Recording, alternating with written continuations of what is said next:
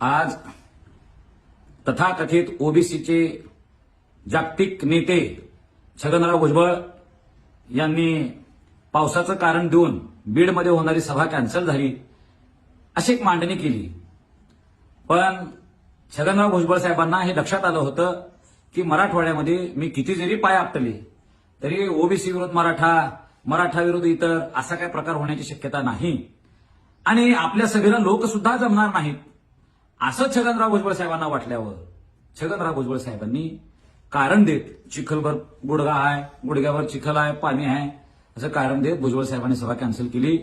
अहो तुम्ही एखाद्या हॉलमध्ये जरी सभा घेतली असते ना तुमचा मेळावा तरी हॉल सुद्धा भरू शकला नसता. छगनराव भुजबळ साहेब उगाच स्वतःचं हास्य वाचवण्यासाठी तुम्ही आज माघार सन्मानजनक माघार घेतलेली आहे. हे सगळं ओबीसीच्या मराठ्यांच्या तिथल्या 12 बलुतेदारांना सगळ्या मराठवाड्यातल्या लोकांना कळालेलं आहे.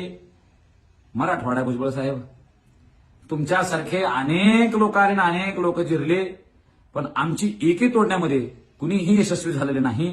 तुम्ही तसा प्रयत्न भविष्यातही करू नका.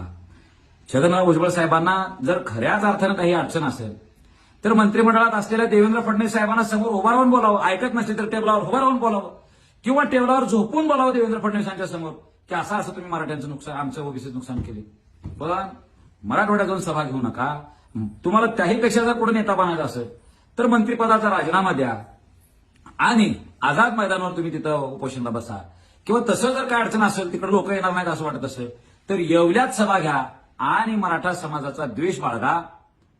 भुजबळ साहेब 23 मार्च 1994 ह्या मराठ्यांचा हिस्सा तुमच्याकडे अनधिकृत पद्धतीने आलेला आहे. मराठ्यांना ओबीसी मधला आमचा टक्का परत मिळवायचा आहे आणि तो आम्ही मिळवणार आहे.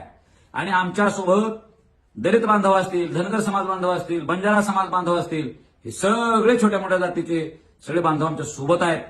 तुम्ही नरेटिव्ह सेट करू नका. तुम्ही आपलं उत्तराच्या आयुष्याच्या उत्तर काळात आलेला आहे.